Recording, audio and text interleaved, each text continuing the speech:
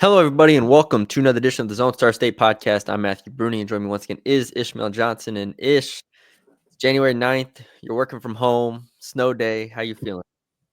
Feeling okay. Snow's kind of stopped where I'm at. It's kind of a little bit more north of me, around Denton, going north towards the border. So it is still snow on the ground here, so it's still cold to keep that, but it's all like ice kind of falling from the sky now. I figure most of Texas is going through. Not most of Texas, because maybe South Texas isn't getting snow, obviously, Right, but yeah, yeah, enough of Texas is going yeah. by for. Meanwhile, over here in Baton Rouge, the high is like 49, so we're doing okay. Nowhere close. I'm doing okay. I might go for a little jog later on. Wear shorts outside today. Um, but we have a few results, and we're gonna focus on women's basketball, Yeah. which we will. But then late last night, we had an honestly unbelievable comeback from Texas Mhm, A&M, down 18 to beat Oklahoma mhm. on the men's side on the On road the road. without Wade Taylor. Mm, And I'd been tracking this game, but they were down, like I said, like 10 to 18 for most of the game. And I was like, yep. okay, without Wade, they just don't have enough. Oklahoma at Mhm. home. Oklahoma's a good team. And then they just came all the way back to win 80 to 78. Zhuric Phelps hits a step back three to Mm. basically win the game.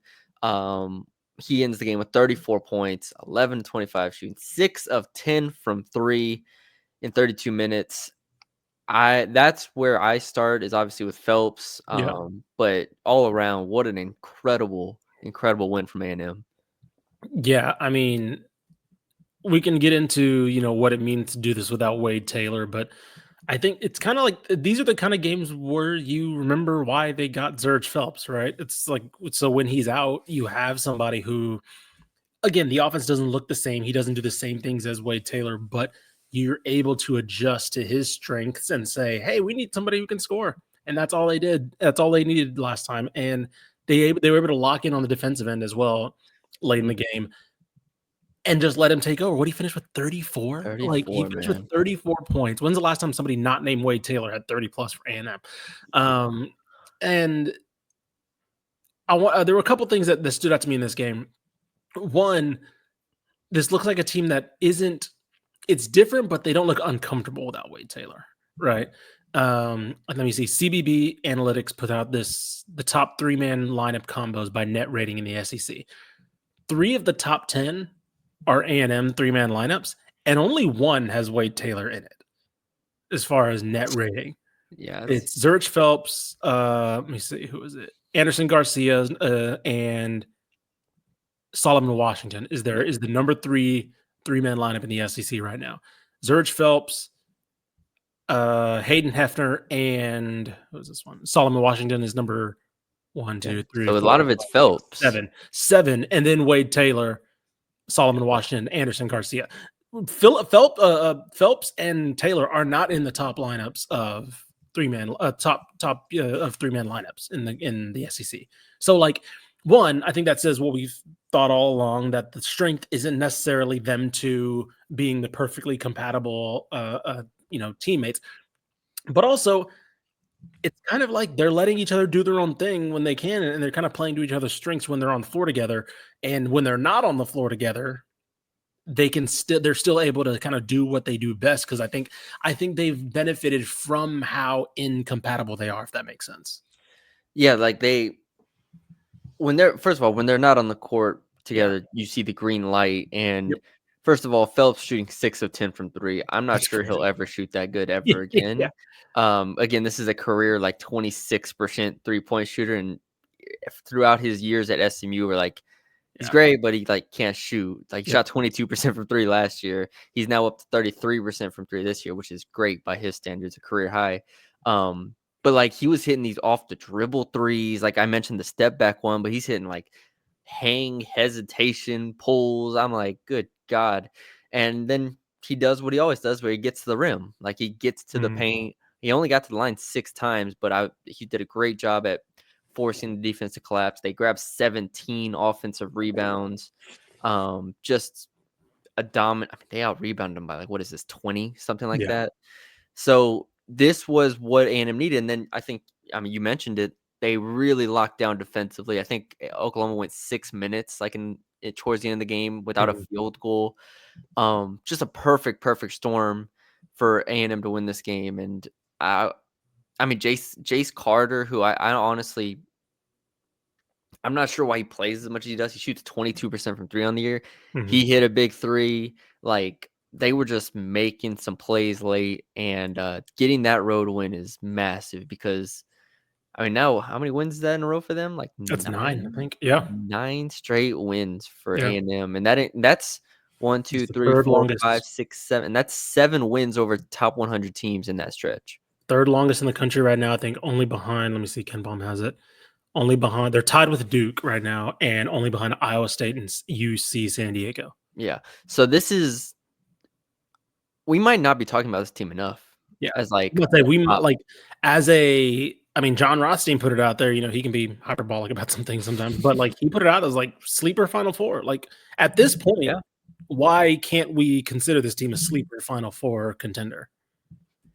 I agree. This is, especially in the SEC, they probably won't win the SEC. If we just say Auburn, Prop, or maybe Tennessee, win it, one of those two.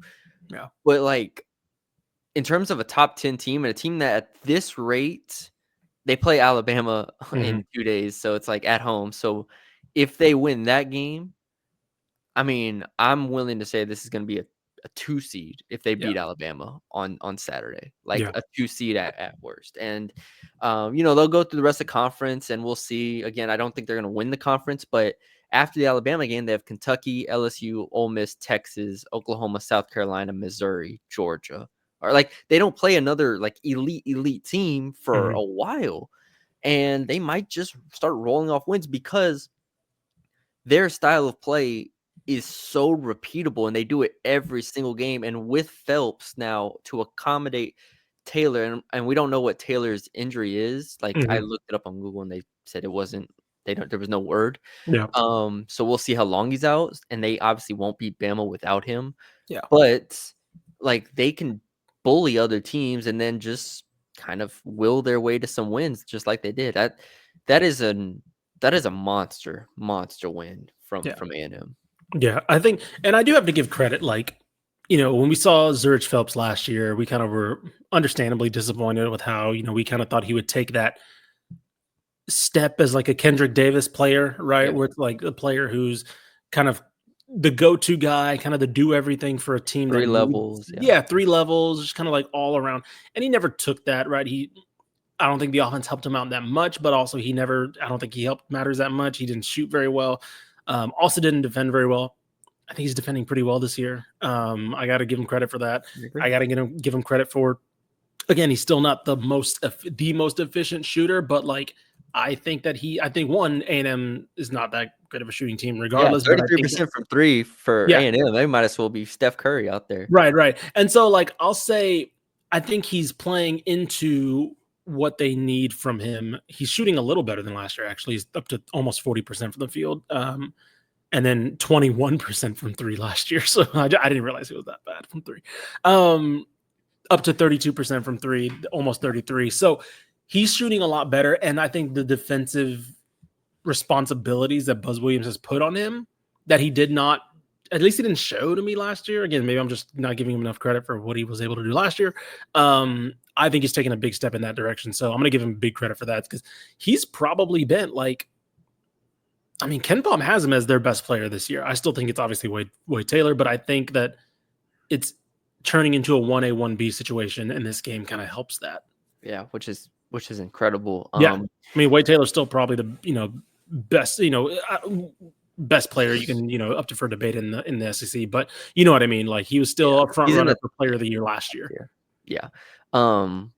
Credit to Buzz. I think defensively they rotated between zone and man a good amount. Late in the game they went man predominantly, but early on they went zone. They've played zone against Texas, which really threw them off. He's trying things. And I think he knows that this is a team that is flexible enough to, some days Pharrell Payne will come in, some days it'll be Garcia, some days it'll be Hefner, Wilcher, Washington, and this is like I said last time, I said this last podcast, this is the team that he's kind of been dreaming of. And I think with Mhm. Phelps now, you have enough offense to accompany the defense that he wants to play. So Yeah. huge win. Ken Palm has them now at number 14 in the country. Projects them 11-7 in conference, which I still think is conservative now that you have that win. But again, we Right. don't know how long. We don't know what Wade Taylor's situation is, so Right. we'll see. Okay, to the women's side, because there were two big results here that I want Yeah. to talk about. Let's do Baylor first. Okay. Baylor beats Arizona 81-76 in overtime. A game that they controlled for 3 quarters. Mhm.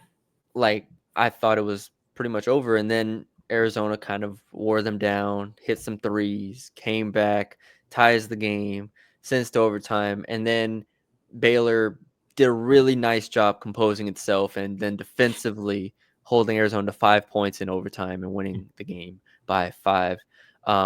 Baylor's now 13-3 overall, 3-1 in conference. Arizona is a good team, not a great Mhm. team. This would have been a pretty painful loss, even though it's on the Mhm. road.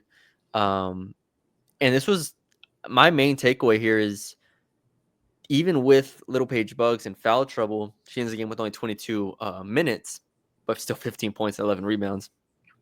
This was a really versatile and diverse attack, and I think it shows like the upside of Baylor moving forward. It's like it's not all going to be on Bugs, Andrews, Vonleh, like so on. All of these players can play well at the Mhm. same time, and when that happens, I feel really good about this team. Yeah, I think we can't underestimate how big it is for Baylor to have a game where they crash the boards better than the Yes. opposing. I think they won it by what, Yes. plus 15, plus 16, something like that. Mhm. Um, I want to give credit to Madison Bartley. Hello, welcome to the show. I believe she finished with what was it, 6 rebounds? Like Yep. again, she finished with no points, but in 15 minutes, 6 rebounds, and that's massive for a team that we've talked about continuously throughout Nikki Collins' tenure post Melissa Smith. Hey, it'd be nice to have some size. And I'm not Mhm. saying that Madison Bartley's going to come out and average a double double, but like the fact that you can throw her on the floor and she's going to be able to say, okay, cool. Aaronette Vonleh, you can take some minutes off, right? You can take a Yep. little bit of minutes off. Dariana Little Page Bugs, you don't have to go as hard, right? We can last some minutes without you on the floor, like you mentioned in foul trouble. By the way, she was still their leading rebounder with 11. Little Page Bugs, even in 22 minutes. That's insane. Yeah. But yeah, no, this is a massive win because Baylor's been up and down this year. They've lost games to Oregon.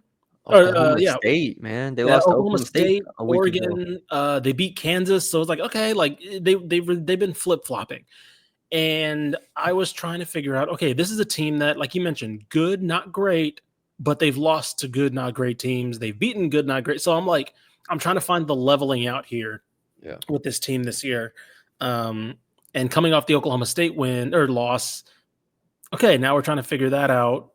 I don't know. We'll see. Oklahoma State, they're not terrible. I mean, they're They're not pretty. terrible. They've looked pretty good this year. This is one Yeah. of their better. This is definitely their kind of a rebound year for them. So that loss is looking not as bad, but I mean the margin was awful, which is the problem. I don't know. I'm still trying to figure out what this Baylor team is. As far as I mean, I don't think they're a Big 12 contender this year, at least as far as the top goes. I don't think so. Um, so I think it's TCU, Kansas State, Iowa State. So Maybe not. I mean, is Iowa State still in it? It was just TCU and Kansas State. that's a good point. Yeah, you're right. I'm still kind of going off. I don't know what they're West ranked. Virginia, I think, is pretty No, good. yeah. That's That's a the other better one. shout. That's a better shout. So, but yeah, I do agree. And like I said, it speaks to their upside, which why I phrased it that way. It's like Mhm. when this all happens, when they click, this is what it looked like. They're shooting threes. They have Vonleh on the inside. They have Little Page Bugs in the paint. Like they Mhm. can attack you in so many ways, which is like when they make the tournament as like a 6 seed or something like that. I might like if they get a matchup, they could make a run like to Mhm. winning a few rounds here. Like that wouldn't shock me at all because I think matchup wise, they can match up with anybody. Jada Yeah. Walker at point can hound even the best in the country. Vonleh can now match up size wise. You mentioned Bartley as well can match up size wise, and then I trust them on the wing. So in theory, like we see the 1 through 8 and we see how it plays out. Mm-hmm. But now it's in practice where you can't have these slip ups against Oklahoma State. Like their next games are Arizona State, Utah, and Houston. Like Utah's kind of tricky, I guess, but you should win those games. Right. All right. And so don't slip up in those. And then you have UCLA in a one-off non-conference game, and then TCU. Like UCLA and then TCU as a back-to-back is about as brutal as it gets. But up to that point, you should be relatively clean. I also wanted to mention Aaliyah Matharu, first points as a Baylor Bear, hit a 3 and hit a 3. Yeah, 5 points or 5 minutes, 3 points, 2 rebounds. So ease her along a little bit. If they can just turn her into a 10-minute per game shooter off the bench, I'm there. Mm-hmm. I'm in. So again, upside is there for this team.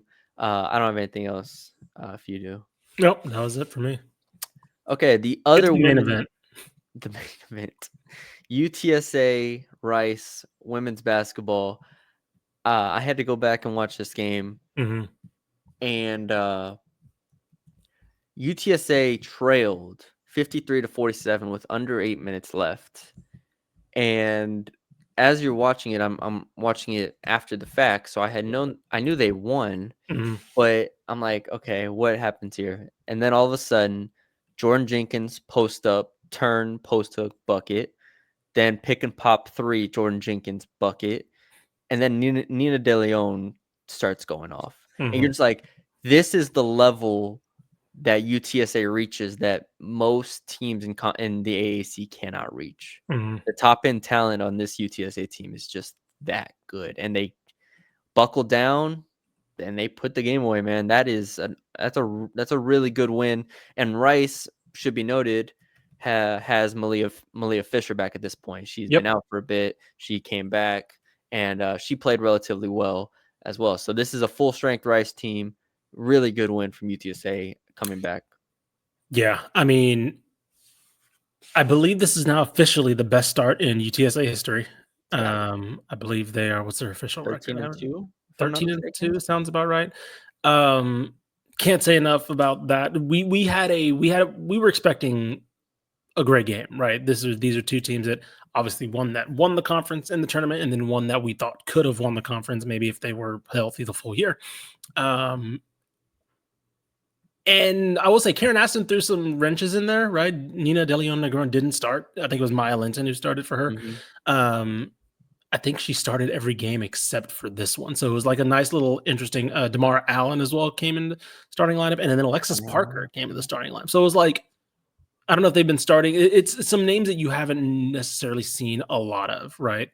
To where like, okay, that's interesting. Now, granted, Alex Parker didn't play that much, but she did start at she only played like 5 minutes. But still, I'm curious what the thinking was going into that, kind of altering the starting lineup a little bit. But regardless, you mentioned it. UTSA has this gear that you have obviously the best player in the conference in the post, who's essentially a 3-level player, like for a big at least. Like she's a 3-level scorer. She can pop out, she can hit mid range, she can get post up, obviously. But then you add somebody like Nina DeLeon Negron, who replaced Kira White. And our question was, how do you do that? How do you replace somebody who controlled the games the way that Kira White did? Well, you just go get somebody who can probably score a little better, right? Like that's a little bit. That's the difference. Where, okay, maybe you can kind of replace her playmaking by committee, but you have somebody who's built to be more of a scorer in her own right, and somebody who I think has already developed a pretty good chemistry with Jordan Jenkins and a pretty good chemistry with a lot of these players. That's the one thing I'll say again. This is a really good passing team from UTSA. Like they can move the ball pretty well. They know where each other is. Damara Allen, Jordan Jenkins herself is a great passer. So I really enjoy watching almost every aspect of this team. And this game in particular, I was worried at one point because I was like, man, is this just a team is this like, is Rice just a little too skilled offensively? Malia Fisher, right? Is this where UTSA's weaknesses start to show? Like, oh man, when they play just a team that can score with them, a little bit, right? Do they struggle? And the answer was, nah, man. Like they're able to hit that next level gear, led by Nina DeLeon-Negron, who is probably the player of the game, Yeah. in my opinion, but with her second half in particular. Uh, they were able to outfire Rice and then come up with the stops on the defensive end, which is what Karen Aston kind of established there, which is their defensive identity. Damara Allen has now started three games for UTSA, and watching this one, I was like, she gets after it. That's a true freshman getting after it. Like she had we talk about the transfer job and the job on the court that Karen Aston's done. Adar Udo and oh my God, you just mentioned her, Damara Allen. In back-to-back recruiting classes, like those are two players that just came into the starting line, basically in the starting lineup. Adar Udo last year, and so it was like, oh my God, like all of a sudden, like they can just bring in these players now and hold on to them. They're good to go. Yeah, Damara Allen had in the fourth quarter a transition turn, like kind of spin layup for and one. I was like, oh my gosh! And then she hits a three, like that's a dagger to put them up 9. Yeah, she did. Yeah, with like under 30 seconds to go. Yeah, so I'm like, okay, it's another freshman rolling out for UTSA, and I'm like, this is what they do. This is a really, really big win for them. Yeah, now I just think that they are like the class of the conference pretty much. We'll see what they have moving forward. I think USF is the other in this conversation, right? So, but obviously we don't follow them as close. So like we'll see like when they meet. But regardless, this is now a conference championship contender, which we knew going into the year, but like this was a very losable game. And for them to win, I think is similar to the A&M men's. Like you win these games, that's what separates you. Like when you win games like these. So full credit to Karen Aston. I'm trying to look at their numbers in conference right now. They're 4-0. Number one in field goal percentage defense right now. They're holding teams to 35% shooting. Number one in 3-point percentage defense. They're holding teams to 23% shooting. Number two in 2-point percent defense. Every defensive metric right now is 1 or 2 for them in conference. And then offensively, rebounding, of course, they're number 3 right now in the they're just like all over the place as far as shutting teams down and then just controlling the boards. Like, I don't know. I'm very excited that this team's getting the validation that we thought they were showing in year 1 and year 2. And now we mentioned it, like when you just keep Jordan Jenkins in place and just get better around her, this team's just like becoming a juggernaut. It's incredible. I remember when she took the job and we were there for the first years, then we had her on the podcast, and it's like this is this is the definition of like a rebuild and how exactly to do it. This is exactly how you do it, and she's done it right the entire way. This is an awesome story in the state of Texas. So credit to UTSA, credit to Karen Aston. We'll continue to track them throughout this season. And yeah, now we got to flip it to a not so happy story. Before we start with this, North Texas. We mentioned West Virginia earlier. Yeah, we were going to get to that. Before we mentioned this, though, we were going to talk about North Texas. If they beat Tulane, the women's, they end up losing to Tulane. That's a pretty disappointing result here. Like I'm not gonna we don't have to harp on it, but that was I was ready to come on here and be like, they're 4-0. They're ready. Now they lose to Tulane in their next game against USF. So we could be looking at a little skid for North Texas women's out there. The men are fine on the other end. But Texas Tech women's basketball. Remember when I said last time, I was like, hey, better hope they get that number 1 player that happens to be living in their city. I'm starting to wonder if Tech just even bothers worrying about that right now. Because how do you as a donor, how do you as a booster, watch this product and then say, all right, yeah, I'll give you $1.5 million to go get Aaliyah Travis? Yeah. Like I couldn't do it. Maybe somebody out there has a lot more money than I do. I'm sure. But at least with the softball team, I feel like there was at least a trust in the softball program, and then go to the baseball program and football. All right, cool. This is just a dumpster fire. I'm Yeah. sorry. That's what this is right now. 89-53 loss at home. Yeah. At home. And they were never competitive. It was 24-8 at the end of the first quarter. It was 42-17 at halftime.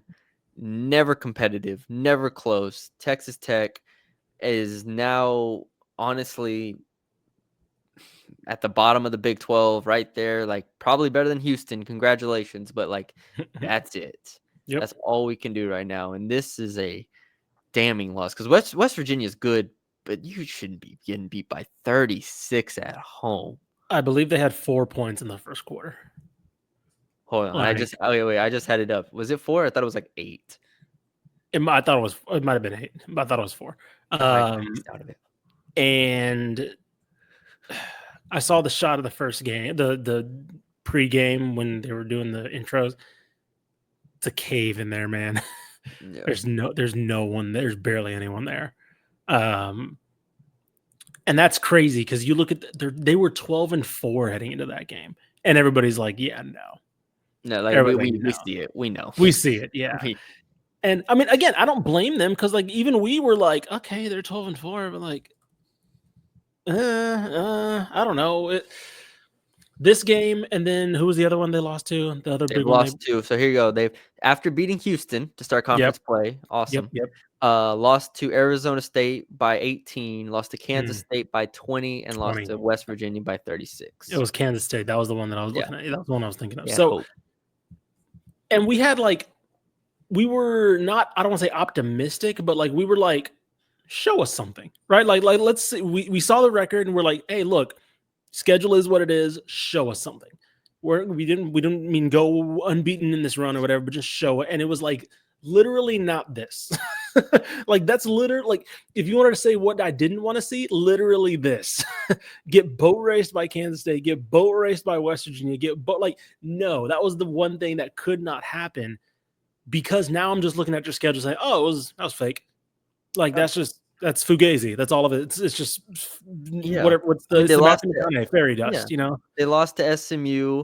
They beat Arkansas, who's the worst team in the SEC, but they beat them by 3. They beat Lamar by 6 in a game that was very competitive in Lubbock. So now we're saying, all right, you're like Texas Tech is in the same sentence as Lamar, in my opinion, right now. Yeah. Like, if they play a 7-game series here, like it is going 6 or 7 games. Like like if you go home and home here with Lamar here, Lamar might win a 7-game series here. That's the level we're at. Houston's the only team that I know that they're better than right now. Other than that, like SMU, Arkansas, like these teams, like this is the bottom of the barrel in terms of a P4 program. We have reached that level, and Houston is below that, but like this is the bottom. And it's not going to get any better. You have TCU next. TCU is going to win by 40 because they score. They're going to drop 100. Iowa State, I don't care how up and down they've been this year. It's in Ames. They're not losing. BYU, not losing that. And then you play Houston again. So go beat Houston a second time and go get a second win because other than that, I don't see more than like one other win on this schedule. So it's over. It's over. I can't imagine Aaliyah Chavez looking at this, and if the money is the slightest bit comparable from Texas, Oklahoma, UCLA, fill in the blank here. If the money is any comparable on any amount, I can't imagine her going to Texas Tech. Nope. So it's like no, it's not. Like to me again, and as we're seeing in football in the transfer, like they have money, right? Najari Kennedy from softball. They have money, right?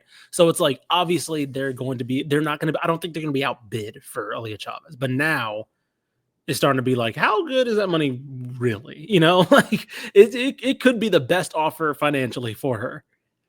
And that might not matter to me, man. At some point, no, to me, definitely. I mean, but again, it's like it matters. But I'm saying, like, at a certain point, you look at this and you're like, man, okay, we got to be. Is there a year guarantee? Is there a guarantee on that? Yeah, it's got to be because you're essentially, if you're Chavez for a year, I don't know how it would work, but for a year, you are out of the public spotlight. Like you are in a rebuilding program at home. Like you are a big deal in Lubbock. But in the Big 12, when you go, let's just say how many, I don't know how many games they have now, 20 or 18, whatever it is. Let's say you go like 6-12, something like that. Mhm. All right. Again, you're not being talked about in the scope of things. You're not being talked about if you had gone, whereas Madison Booker is over here at Texas, Right. Betts, who's the number 2 players at UCLA, and they're killing over there. Like, Yeah. it's just, this is not good. This is not Nope. good at all. And so, yeah, Texas Tech, South Carolina, Oklahoma, UCLA, Texas, those are the 5 schools right now looking for her. That is a massive difference. Like, those are 4 of the, top 10 programs in the country, and then you have Texas Tech. Mhm. So, we'll see. Yep. All right. That's it. That's all we got for y'all today. Hope y'all enjoyed the podcast. We'll be back on Monday. I haven't even looked at this weekend's slate of games. Have you? I have not either. I'm I'm all playoffed out right now with the last couple of games of the season, football season. it's just been sleeping like 20 hours a day, just trying to recuperate. Why is the football season stretching deep into January? It's incredible. But yeah, plenty of basketball on the way There he here. is. Went off. Hey, it's been Run too up there. long. Mezit. I will say Texas Tech men's, which we're Yep. not talking about here, but we'll talk about them, I think, probably on the next podcast. Yep. Got a really big win over BYU on the road. So they've now bounced back from the UCF loss. They have Iowa State on Saturday. Ooh, that's gonna be a big one. If they can somehow just win that game, their next like 3 or 4 games are very winnable. So Yeah. that'll be a big one. We'll look at some more Big 12 men stuff on the way. We'll look at if North Texas keeps winning. We'll talk about them. They beat Rice by 30 or 25 or something last night. So I did see that. Rice is a Oof. mess. Yeah. North Texas and Memphis are the only 2 really good teams in the American this year on the men's side. But yeah, that's all we got for y'all today. Hope y'all enjoyed it. Leave us a like, comment, share, subscribe if you haven't already, and we will talk to y'all later.